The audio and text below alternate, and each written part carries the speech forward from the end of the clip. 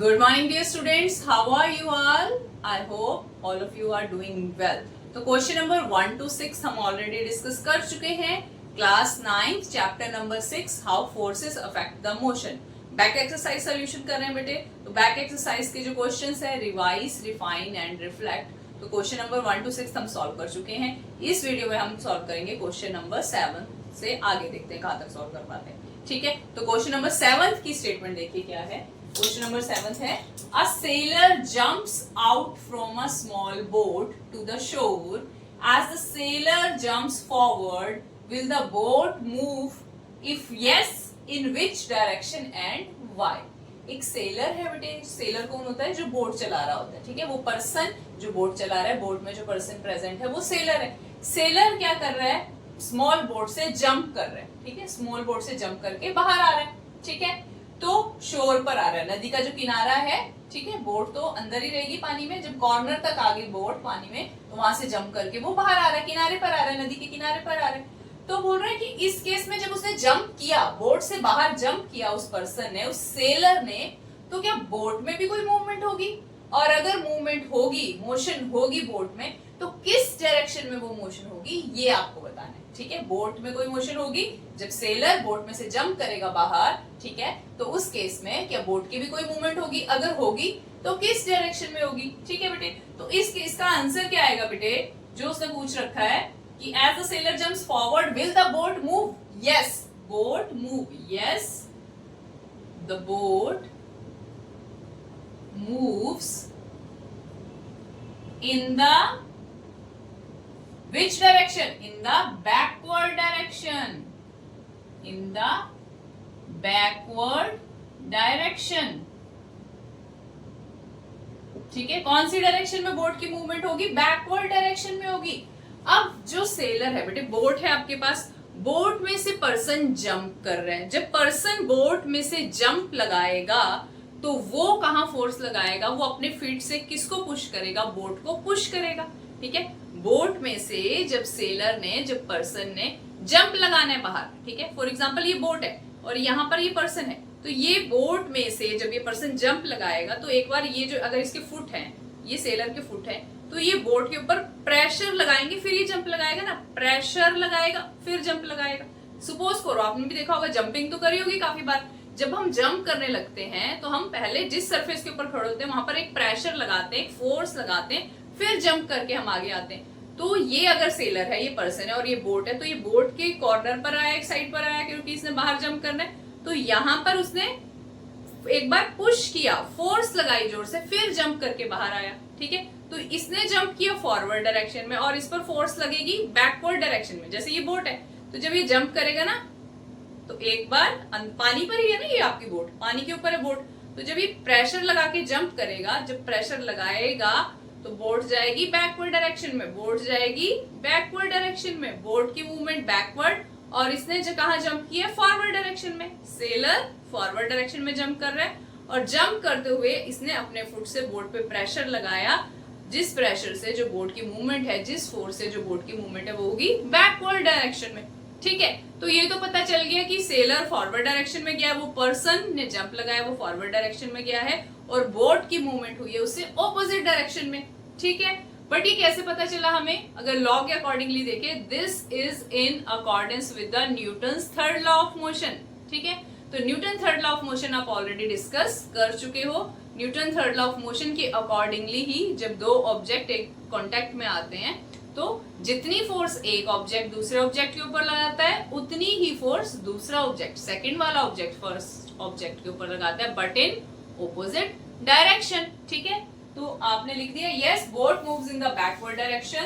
तो लॉ कौन सा है ये? This is in accordance with Newton's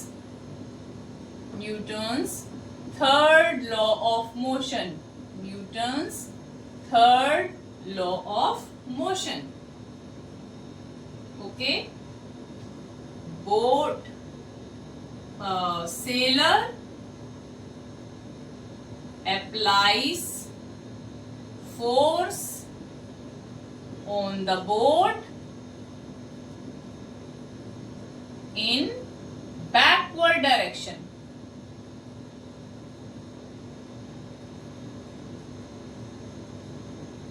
And boat applies force on sailor in forward direction.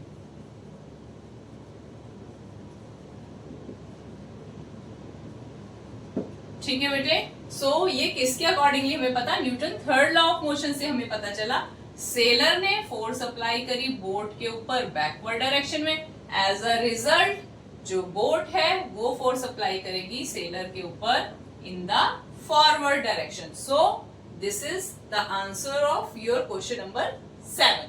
ठीक है, so next is question number 8. तो क्वेश्चन नंबर 8 का स्टेटमेंट क्या है बेटे, जल्दी से स्टेटमेंट देख लेते हैं.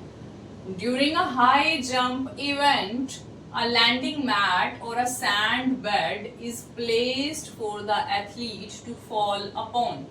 Explain the reason behind it. ठीक है, तो क्या बोल रहा है बेटे इसमें, जब भी हाई जंप इवेंट होता है ना, डिफरेंट गेम्स होती हैं, तो एक हाई जंप इवेंट होता है, ठीक है, जिसमें काफी हाइट से जंप करना होता है. मतलब कुछ रोड लगा होगा, जैसे कुछ रोड लगा है, हाइट पर रोड लगा है, तो इस साइड से जंप करना है आपको, रोड आपकी बॉडी से टच नहीं होनी चाहिए, जो रोड है वो आपकी बॉडी से टच नहीं होनी चाहिए. जैसे कि ये रोड है, ये रोड है और यहाँ से जंप करना है, और उस साइड यहाँ से जंप करना है, उस साइड जाओगे. ये एक रोड लगी हुई है, यहाँ से जंप करना है, हाई जंप बोलते हैं ना इसको, ये कुछ हाइट पर लगी हुई, यहाँ पर पर्सन है, यहाँ से जंप करना है और उस साइड जाना है. तो जहां पर जाना है वहां पर कुछ लैंडिंग मैट या सॉफ्ट बेड, कुशन, इस तरह का कुछ ना कुछ मटेरियल लगा होता है. ऑब्वियसली किस लिए लगा होगा, ताकि जो एथलीट है जो वहां पर जंप करके गिरे तो उसकी बॉडी के ऊपर कोई भी चोट, कोई भी इंजरी जो है वो ना हो. ठीक है, तो हाई जंप इवेंट में जब एथलीट ने जंप करना होता है तो जंप करके जहां पर उन्होंने लैंड करना है, ठीक है, यहाँ से जंप करके वहां जाएंगे, तो वहां पर कुछ भी लैंडिंग मैट या सॉफ्ट कुशन, इस तरह का बेड, सॉफ्ट मटेरियल किस लिए लगाया जाता है. ठीक है, ये बताना है, ये पूछा है आपसे इस क्वेश्चन में. ठीक है, तो बेटे athlete to follow on, explain the reason behind it. तो अब बेटे सॉफ्ट बेड या कुशन मटेरियल किस लिए बिछाया जाता है इस केस में. अगर आप सॉफ्ट बेड या कुशन मटेरियल इस तरह की कोई भी चीज नहीं लगाओगे, नीचे हार्ड सरफेस है, ठीक है, नीचे जो भी सरफेस है, फ्लोर है, वो एज इट इज है, तो उस केस में होगा क्या होगा, अगर लेमैन लैंग्वेज में देखें, यहाँ से जंप करके वहां जाओगे तो बहुत ज्यादा चोट लगेगी, आपकी बॉडी को बहुत ज्यादा इंजरीज हो सकती हैं. अगर सॉफ्ट बेड या कुशन है तो उस केस में जंप करके कुशन के ऊपर या बेड के ऊपर गिरोगे तो चोट कम लगेगी या नहीं लगेगी बिल्कुल भी. ठीक है, तो अगर साइंटिफिकली आप इसका रीजन देखोगे तो क्या रीजन होता है बेटे, जो हार्ड सरफेस है ना, आपकी बॉडी मोशन में थी, जो पर्सन जंप करके आ रहा है उसकी बॉडी मोशन में थी, काफी ज्यादा स्पीड से बॉडी आई, तो पहले उसकी वेलोसिटी ज्यादा है, और जब हार्ड सरफेस के साथ बॉडी स्ट्राइक करेगी तो एकदम से उसकी वेलोसिटी जीरो हो जाएगी, एकदम से बॉडी स्टॉप होगी. हार्ड सरफेस है, जब कोई भी कुशन मटेरियल नहीं बिछाया, सॉफ्ट बेड नहीं लगाया हुआ, सीधा फ्लोर पे ही अगर जंप करके गिरेगा पर्सन, ठीक है, यहाँ से जंप करके यहाँ पर गिरा, हार्ड फ्लोर के ऊपर गिरा, तो पहले बॉडी की वेलोसिटी है, काफी वेलोसिटी से आ रहा है, और फिर जब हार्ड सरफेस से स्ट्राइक करेगा तो एकदम से बॉडी रेस्ट पर आती है, वेलोसिटी एकदम से जीरो हो जाती है. ठीक है, तो चेंज इन मोमेंटम जो है वो बहुत जल्दी से चेंज आता है मोमेंटम में, और काफी ज्यादा चेंज आता है. वेलोसिटी बहुत ज्यादा थी, फिर एकदम से रिड्यूस हो गई जीरो. ठीक है, तो फोर्स बहुत ज्यादा बढ़ जाती है इस केस में. तो फोर्स का मतलब क्या है कि बॉडी को बहुत तेज से फोर्स मिलेगी उस सरफेस से, उस फ्लोर से, और बहुत ज्यादा इंजरीज हो सकती है. ठीक है, तो अगर आप सॉफ्ट बेड या कुशन मटेरियल लगाते हो तो उस केस में जो बॉडी जंप करके गिरी तो वो एकदम से स्टॉप नहीं करती, वो कुशनिंग की वजह से या सॉफ्ट लेयर्स की वजह से बॉडी को स्टॉप होने में थोड़ा, वो कुशन मटेरियल बीच में आ गया तो थोड़ा ज्यादा टाइम लगता है, टाइम इंक्रीज हो जाता है. ठीक है, मोमेंटम चेंज होने का जो टाइम है वो इंक्रीज हो जाता है, या वेलोसिटी चेंज होने का जो टाइम है वो, वेलोसिटी तो जीरो होनी ही है, पहले कुछ वेलोसिटी से बॉडी मूव कर रही थी जंप करते समय, और जब स्ट्राइक करती है नीचे सरफेस के साथ तो वेलोसिटी जीरो हो जाती है. ठीक है, बट टाइम का खेल है इसमें. जब हार्ड सरफेस है तो उस केस में टाइम कम लगता है, मतलब एकदम से बॉडी स्टॉप हो जाती है. ठीक है, वेलोसिटी एकदम से जीरो हो जाती है. बट कुशनिंग मटेरियल जब यूज करते हैं तो उस केस में वेलोसिटी को जीरो होने में कुछ टाइम लगता है, मतलब ज्यादा टाइम लगा वेलोसिटी को जीरो होने में. ठीक है, कुशनिंग मटेरियल है जब सॉफ्ट बेड है, उस केस में बॉडी की वेलोसिटी को जीरो होने में या बॉडी को स्टॉप होने में जो टाइम लगा वो ज्यादा लगा। टाइम ज्यादा अगर लग रहा है तो फोर्स क्या हो जाती है, रिड्यूस। ठीक है, टाइम ज्यादा लगता है अगर बॉडी को स्टॉप होने में या मोमेंटम चेंज होने में, तो उस केस में फोर्स लगती है कम, तो आपकी बॉडी को फोर्स कम मिलेगी, तो चोट कम लगेगी, इंजरी कम होगी। तो मैथमेटिकली आप इसको कैसे देख सकते हो, firstly when athlete lands on a soft bed और लैंडिंग मैट, अगर एथलीट सॉफ्ट बेड या लैंडिंग मैट पर गिर रहा है, फॉल कर रहा है, लैंड कर रहा है, उस केस में जो टाइम टेकन टू स्टॉप है, बॉडी को रुकने में जो टाइम लगता है वो इंक्रीज हो जाता है, बढ़ जाता है। वो किसकी वजह से हुआ, जो कुशनिंग मटेरियल है उसकी वजह से। ठीक है, सॉफ्ट जो लेयर्स है उसमें, उसकी वजह से टाइम जो है वो बढ़ जाएगा। किस चीज का टाइम बढ़ जाएगा, बॉडी को स्टॉप होने में जो टाइम लगा वो बढ़ जाएगा, इंक्रीज हो जाएगा, या बॉडी की वेलोसिटी जीरो होने में जो टाइम लगा, मोमेंटम चेंज होने में जो टाइम लगा वो बढ़ जाता है। तो मैथमेटिकली बेटे इसके लिए कौन रिस्पॉन्सिबल है, this is in accordance with the Newton second law of motion. This is according to Newton's second law of motion. ये Newton second law of motion के अकॉर्डिंगली है। Newton second law of motion के accordingly क्या है, rate of change of momentum is directly proportional to the force. ठीक है, rate of change of momentum is directly proportional to the force. ये statement है mathematical. ठीक है, ये क्या वैल्यू लिखी आपने, rate of change of momentum, या आप ऐसे भी लिखते हो P2 minus P1 upon T, F is equal to P2 minus P1 upon T। ठीक है, या डायरेक्टली प्रोपोर्शनेट लिखना है तो डायरेक्टली प्रोपोर्शनेट में भी लिख सकते हो। ठीक है, तो ये मैथमेटिकल स्टेटमेंट यूज हुई है, rate of change of momentum. Rate word आ गया तो मोमेंटम तो है, change in momentum, final momentum minus initial momentum. Rate of change of momentum है तो इट मींस डिनोमिनेटर में क्या आएगा, टाइम। टाइम के साथ साथ मोमेंटम चेंज हो रहा है। तो Newton second law of motion की जो स्टेटमेंट है उसके अकॉर्डिंगली ये आता है हमारे पास। ये हमने ड्राइव कर चुके हैं ऑलरेडी, प्रीवियस वीडियोस में आप चेक कर सकते हो।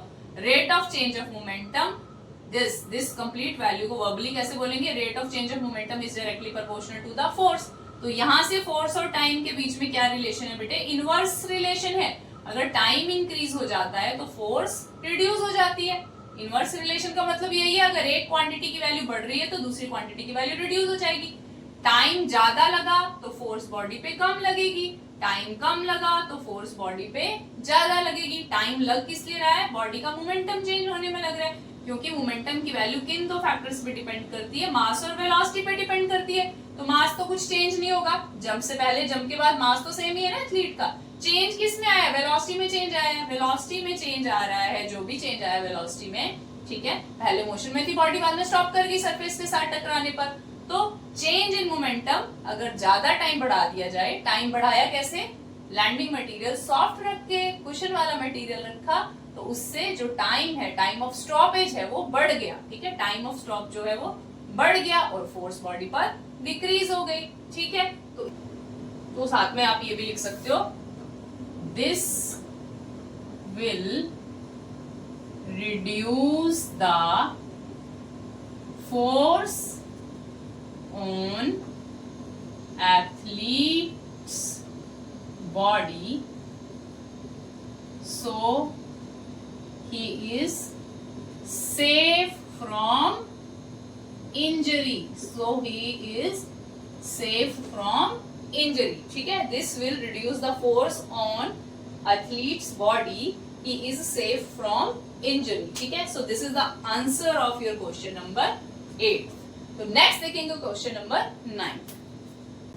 हेलो बेटे, so next question is question number 9. जल्दी से स्टेटमेंट देखते हैं। क्वेश्चन नंबर 9 का क्या स्टेटमेंट है, a hard cart loaded with vegetables. एक कार्ट है, ठीक है, हार्ड कार्ट है, वो लोडेड है वेजिटेबल से, पूरी वेजिटेबल से वो कार्ट फुल है। collide with an identical but empty hand cart.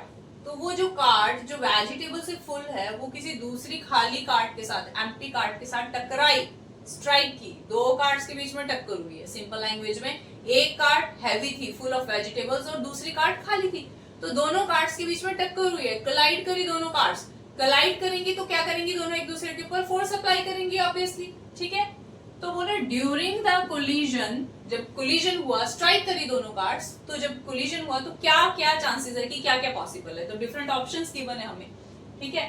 तो फर्स्ट ऑप्शन गिवन है the loaded card exerts a force of large magnitude on the empty card, ठीक है, कि जो लोडेड कार्ड है, वेजिटेबल से भरी हुई कार्ड है, वो बहुत ज्यादा फोर्स लगा रही है एम्प्टी वाली कार्ड के ऊपर, क्या ये है। और सेकंड ऑप्शन में the empty card exerts a force of large magnitude on the loaded card, दूसरे केस में बोला कि एम्प्टी कार्ड बहुत ज्यादा फोर्स लगाएगी लोडेड वाली कार्ड पे, वेजिटेबल्स वाली फुल जो कार्ड है उसके ऊपर।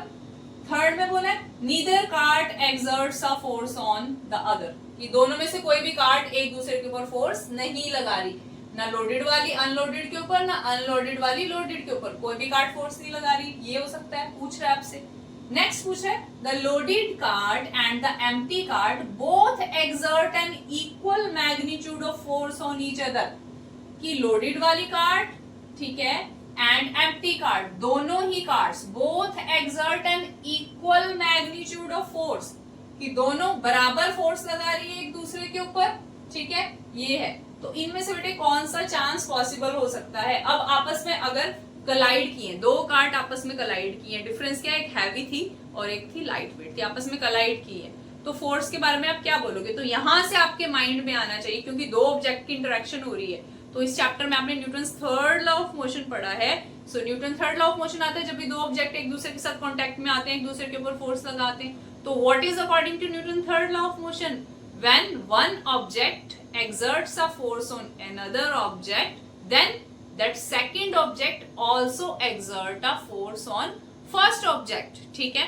फर्स्ट ऑब्जेक्ट सेकंड ऑब्जेक्ट दोनों ही जब कोलाइड किए, दोनों ही एक दूसरे के ऊपर इक्वल फोर्स लगाएंगे, जितनी फोर्स एक ऑब्जेक्ट दूसरे के ऊपर लगा रहा है उतनी ही फोर्स सेकंड वाला ऑब्जेक्ट फर्स्ट वाले ऑब्जेक्ट के ऊपर लगाता है, बस फोर्स की जो डायरेक्शन है वो ऑपोजिट होती है, ठीक है। फोर्स सेम रहती है बेटे, फोर्स सेम होगी इसके ऊपर भी और इसके ऊपर भी, अगर ये दोनों ऑब्जेक्ट्स हैं, बट डायरेक्शन ऑपोजिट है, फोर्स लगने की जो डायरेक्शन है वो ऑपोजिट है। तो इस केस में भी अब मैग्नीट्यूड की बात की है ना, एक्सर्ट एन इक्वल मैग्नीट्यूड, तो डायरेक्शन की तो बात नहीं हो रही अभी, तो इक्वल मैग्नीट्यूड ऑफ फोर्स दोनों कार्ड के ऊपर कहां लग रहा है, कौन से ऑप्शन में लग रहा है, ऑप्शन नंबर 4 में लग रहा है, ठीक है। फोर्थ ऑप्शन में दोनों कार्ड एक दूसरे के ऊपर इक्वल फोर्स लगा रही हैं, तो this is in accordance with the Newton third law of motion. तो ऑप्शन 4 आपका करेक्ट है, बाकी सब क्या है, इनकरेक्ट है, ठीक है।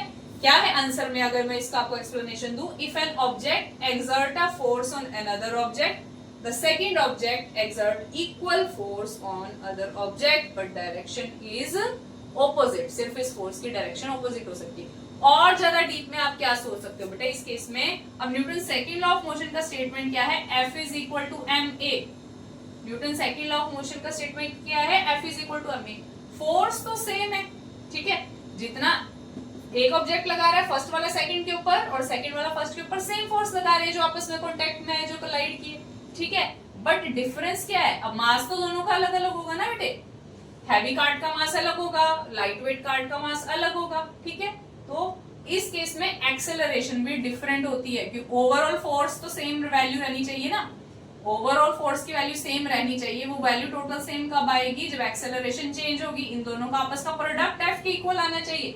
तो फोर्स सेम है बट डिफरेंस क्या है, मासेस तो है ही डिफरेंट ऑलरेडी, वो तो पता ही है, लोडेड है और एक अनलोडेड है, एक्सेलरेशन अलग अलग है, मोशन अलग अलग होगी, मे बी जो हैवी कार्ड है वो थोड़ा सा ही मूव करे टकराने पर और एम्प्टी कार्ड पे फोर्स जो लगी उससे वो बहुत ज्यादा मूव कर जाए, ठीक है।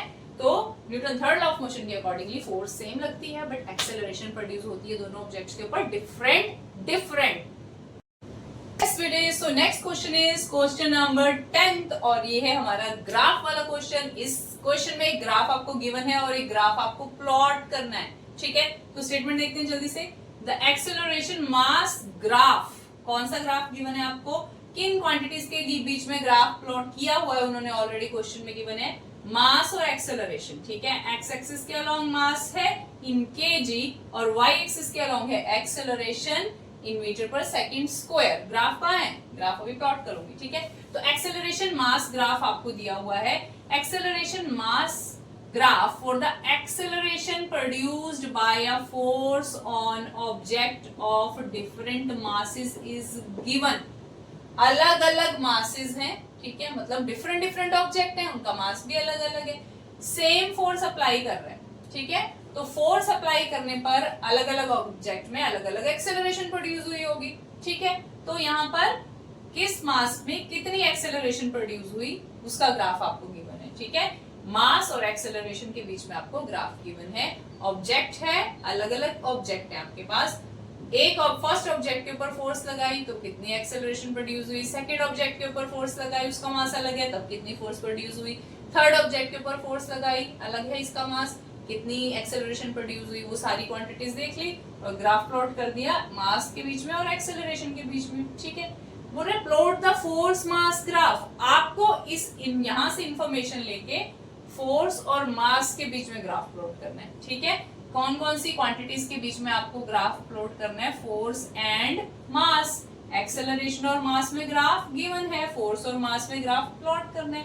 तो ये ग्राफ बेटे ग्राफ पे आपके कुछ पॉइंट्स थे, ठीक है, तो ये इस तरह से है आपका ग्राफ, पॉइंट्स लगा लिए थे मैंने, ये है आपका ग्राफ, तो इस ग्राफ से अगर आप देखोगे बेटे 2 kg मास, जब ऑब्जेक्ट का मास 2 kg है तो एक्सेलरेशन कितनी प्रोड्यूस हुई है 10 मीटर पर सेकंड स्क्वायर, सॉरी 1 kg जब मास है ऑब्जेक्ट का तो एक्सेलरेशन 10 मीटर पर सेकंड स्क्वायर प्रोड्यूस हुई है, और 2 kg मास के लिए एक्सेलरेशन 5 मीटर पर सेकंड स्क्वायर प्रोड्यूस हुई है, 4 kg मास के लिए एक्सेलरेशन 2.5 मीटर पर सेकंड स्क्वायर प्रोड्यूस हुई है, तो जो ये 3 पॉइंट है मेनली इसके लिए हम कंसीडर कर लेते हैं, ठीक है, इसके लिए है आपके पास 10, 1 के लिए, 2 के लिए आपके पास 5 और 4 के लिए है 2.5, ये इंफॉर्मेशन आपके पास है, ठीक है, जो इंफॉर्मेशन है तो उसको लिखोगे फ्रॉम ग्राफ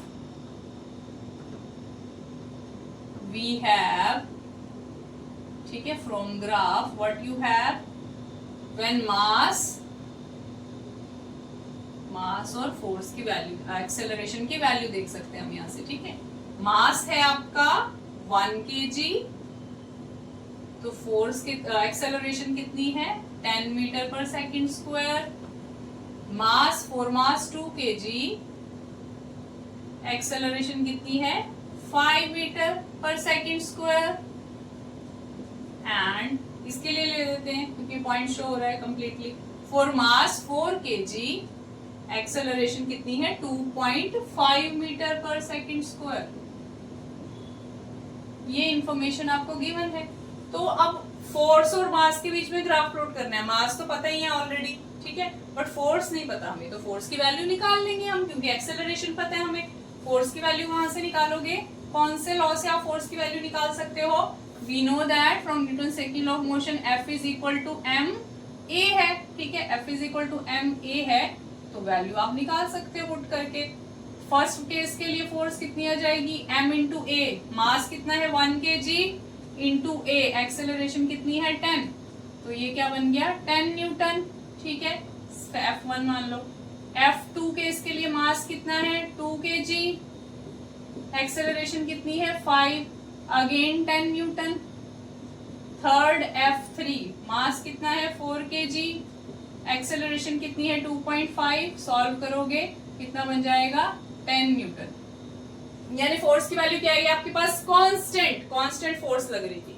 हर एक ऑब्जेक्ट के ऊपर सेम फोर्स लग रही थी, 1 kg वाले ऑब्जेक्ट के ऊपर भी 10 न्यूटन फोर्स लगी थी, तो एक्सेलरेशन 10 मीटर पर सेकंड स्क्वायर प्रोड्यूस हुई, 2 kg हैवी ऑब्जेक्ट हो गया, फोर्स 10 न्यूटन ही लगाई तो एक्सेलरेशन कम प्रोड्यूस हुई क्योंकि ऑब्जेक्ट हैवी है, तो उस केस में एक्सेलरेशन 5 मीटर पर सेकंड स्क्वायर प्रोड्यूस हुई, फिर 4 kg वाले ऑब्जेक्ट के ऊपर जब फोर्स लगाई 10 न्यूटन तब एक्सेलरेशन 2.5 मीटर पर सेकंड स्क्वायर, मतलब हैवी ऑब्जेक्ट में कम एक्सेलरेशन प्रोड्यूस होती है ना सेमी फोर्स लगाने पर, ये भी Newton second law of motion की जब डेरिवेशन की उसमें आप ये डिस्कस कर चुके हो, तो अब क्या करेंगे, ये जो इन्फॉर्मेशन हमारे पास आई है इस इन्फॉर्मेशन से आप ग्राफ प्लॉट करोगे बिटवीन फोर्स एंड मास, ठीक है, तो फोर्स और मास के बीच में देखिए किस तरह से ग्राफ बन रहा है, बता सकते हो आप, फोर्स और मास के बीच में ग्राफ प्लॉट करना है, ठीक है, फोर्स एंड मास, मास इस अलोंग था तो इसको अभी भी इसी अलोंग ले लेते हैं, एक्स एक्सिस के अलोंग मास लिया है और वाई एक्सिस के अलोंग फोर्स ली है बच्चे। ठीक है, तो मास क्या था हमारे ऑब्जेक्ट्स का 1 kg, ठीक है, 2 kg, 3 kg, 4 kg, 5 kg। ठीक है, मास था आपका केजी में, और फोर्स की वैल्यू तो बच्चे अब यहाँ मान लो 5 न्यूटन है, फोर्स इन न्यूटन, और यहाँ मान लो 5 का डबल क्या हो जाएगा 10, यहाँ 10 न्यूटन फोर्स है इसके लिए और इसके लिए 5 है। तो 1 kg के लिए भी फोर्स कितनी है 10, 2 kg के लिए भी फोर्स कितनी है 10, 10 के सामने डॉट बनाओगे, और कौन सा है 4 kg के लिए भी फोर्स कितनी है 10 न्यूटन। तो हर एक मास के लिए फोर्स की वैल्यू क्या है सेम, इन पॉइंट्स को कंबाइन कर दो, फोर्स सेम है, फोर्स कांस्टेंट है, तो स्ट्रेट लाइन ग्राफ बना आपका मास और फोर्स के बीच। ओके बेटे, नेक्स्ट हम देख लेते हैं question number 11। So question number 11 पे बेटे वो क्या बोल रहा है, the velocity time graph of an object of mass 10 kg moving along a straight line is shown. तो क्या गिवन है आपको स्टेटमेंट में, वेलोसिटी टाइम ग्राफ गिवन है, ये ऑलरेडी क्वेश्चन में गिवन है। ये ग्राफ वेलोसिटी है वाई एक्सिस के अलोंग और टाइम है अलोंग एक्स एक्सिस। तो वेलोसिटी टाइम ग्राफ गिवन है आपको एक ऑब्जेक्ट का, जिस ऑब्जेक्ट का मास कितना गिवन है, मास ऑफ ऑब्जेक्ट स्टेटमेंट में से देखोगे कितना गिवन है 10 kg, और ऑब्जेक्ट स्ट्रेट लाइन के अलोंग मूव कर रहा है। ठीक है, ऑब्जेक्ट स्ट्रेट लाइन के अलोंग मूव कर रहा है, कितना मास है ऑब्जेक्ट का 10 kg मास है, वो ऑब्जेक्ट का वेलोसिटी टाइम ग्राफ आपको गिवन है। तो आपने फाइंड आउट क्या करना है बेटे, फोर्स की वैल्यू फाइंड आउट करनी है, calculate the force. Okay, calculate the force acting on the object by using this graph. तो इस ग्राफ से आप फोर्स की वैल्यू फाइंड आउट करो बेटे। तो आपको पता है कि फोर्स आप कैसे फाइंड आउट कर सकते हो, from Newton second law of motion you know that F is equal to ma। ठीक है, we know that F is equal to ma। कहां से पता चला, from Newton's second law of motion, from Newton's second law, F is equal to ma। तो m is already given in the question, और a की value आप इस graph से फाइंड आउट कर सकते हो, because this is a velocity time graph. Velocity time graph में अगर आप स्लोप ऑफ द ग्राफ निकाल लो तो वो आपको किस चीज की वैल्यू देगी, वो आपको वैल्यू देगी एक्सेलरेशन की। एक्सेलरेशन क्या होता है, change in velocity with time. Acceleration का फॉर्मूला क्या है, वेलोसिटी अपॉन टाइम। तो इस ग्राफ की हेल्प से हम क्या करेंगे, एक्सेलरेशन की वैल्यू फाइंड आउट करेंगे, और मास ऑलरेडी पता है, एक्सेलरेशन की वैल्यू यहाँ से फाइंड आउट करके पुट कर दोगे तो हम फोर्स की वैल्यू को निकाल सकते हैं। ठीक है, तो इस ग्राफ में देखो बेटे, इफ दिस इज पॉइंट, ये पॉइंट और ये पॉइंट हम कंसीडर कर लेते हैं, ग्राफ का ये पार्ट ले लेते हैं, this is point A and this is point B, और यहाँ से आप परपेंडिकुलर ड्रॉप कर दो। ठीक है, यहाँ से आप क्या करोगे, परपेंडिकुलर ड्रॉप करोगे, तो यहाँ से हम वैल्यू फाइंड आउट करेंगे स्लोप ऑफ द ग्राफ की। ठीक है, दिस एंगल इज थीटा। ठीक है, आपको पता है slope of velocity time graph gives us value of acceleration. इस ग्राफ की जो स्लोप है वो हमें एक्सेलरेशन की वैल्यू देगी। ठीक है, तो एक्सेलरेशन किसके इक्वल आ जाएगी आपकी, this is equal to tangent of theta. या एंगल थीटा मान लिया आपने, तो इस ट्रायंगल में से इस पॉइंट को सी मान लो, टेंजेंट ऑफ थीटा क्या आएगा, मैं यहाँ पे कर रही हूँ बेटे, यहाँ पे acceleration is equal to tangent of theta. ठीक है, वेलोसिटी टाइम ग्राफ की जो स्लोप निकालोगे वो एक्सेलरेशन की वैल्यू देगी। स्लोप का फॉर्मूला होता है tangent of theta, and tangent of theta क्या होता है आपके पास, परपेंडिकुलर अपॉन बेस। ठीक है, ये फॉर्मूला आपने करा होगा सब बच्चों ने SCT, सबको तारे पंडित बद्री प्रसाद हर हर बोले, पढ़ा होगा बच्चों ने ये फॉर्मूला।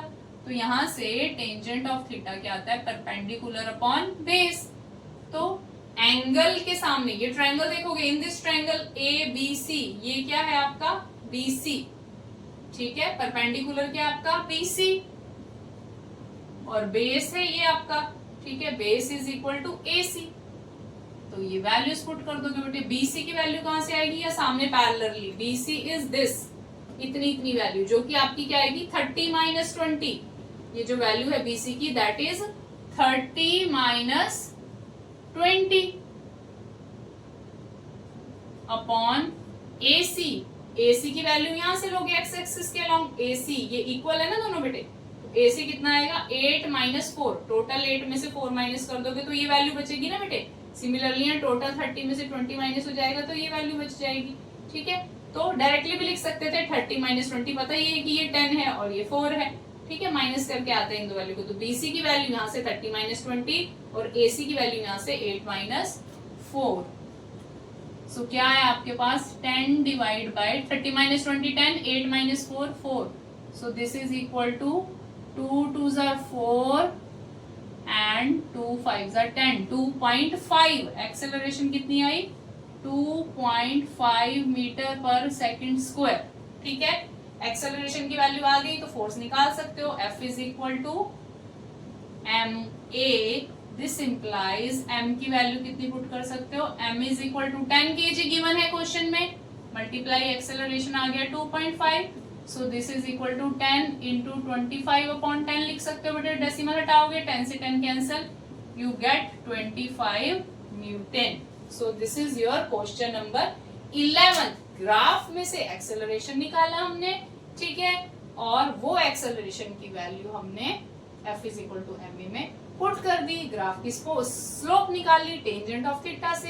ठीक है, तो इस तरह से this is the solution of question number 11, note कर सकते हो आप। ओके, सो नेक्स्ट वीडियो में डिस्कस करेंगे नेक्स्ट 5 क्वेश्चन। ठीक है, तब तक अच्छे से रिवाइज कीजिए, और अगर कोई टॉपिक क्लियर नहीं, इन सभी टॉपिक की वीडियो ऑलरेडी प्रीवियस वीडियोस में मैं सारे टॉपिक्स दे चुकी हूँ, वहां से आप देख सकते हो।